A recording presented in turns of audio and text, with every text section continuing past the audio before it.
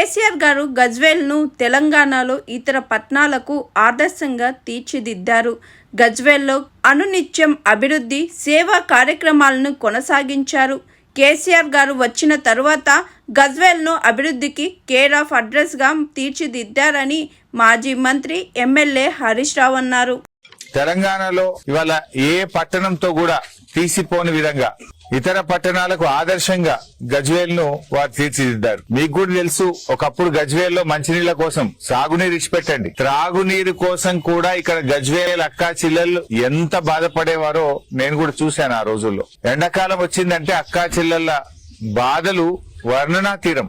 గజ్వేల్ లో త్రాగునీటి కోసం కటకటలాడేది.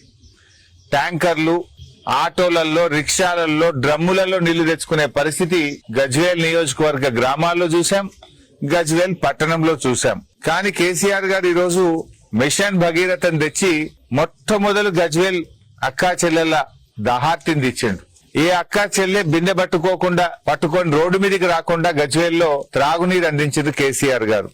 ఇవాళ కేసీఆర్ గారు ప్రతి ఇంట్లో మిషన్ భగీరథ నీళ్లలో ప్రతి అక్కకు చెల్లెను రోజు పలకరిస్తున్నాడు.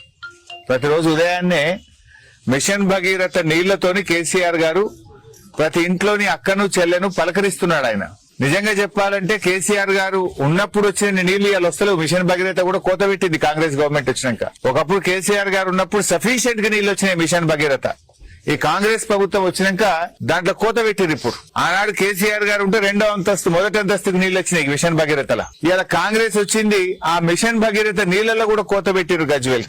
ఒకప్పుడు గజ్వేల్ రైతులు సాగునీరు లేక, కరెంటు లేక, ఉన్న భూమికి ధర లేక ఆత్మవిశ్వాసం కోల్పోయి ఆత్మహత్యలు చేసుకున్న ప్రాంతంగా ఉండేది గజ్వేల్.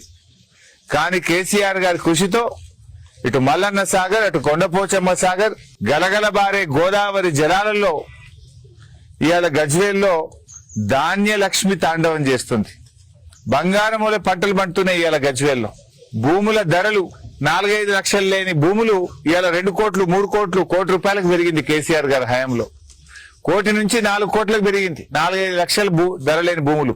కానీ ఇలా రేవంత్ రెడ్డి గారి దరిద్ర పాలన వల్ల గజ్వేల్లో ధనలక్ష్మి మాయమైతుంది. భూముల ధరలు పడిపోతున్నాయి.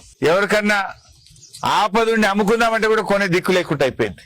Hi, this is Swathi.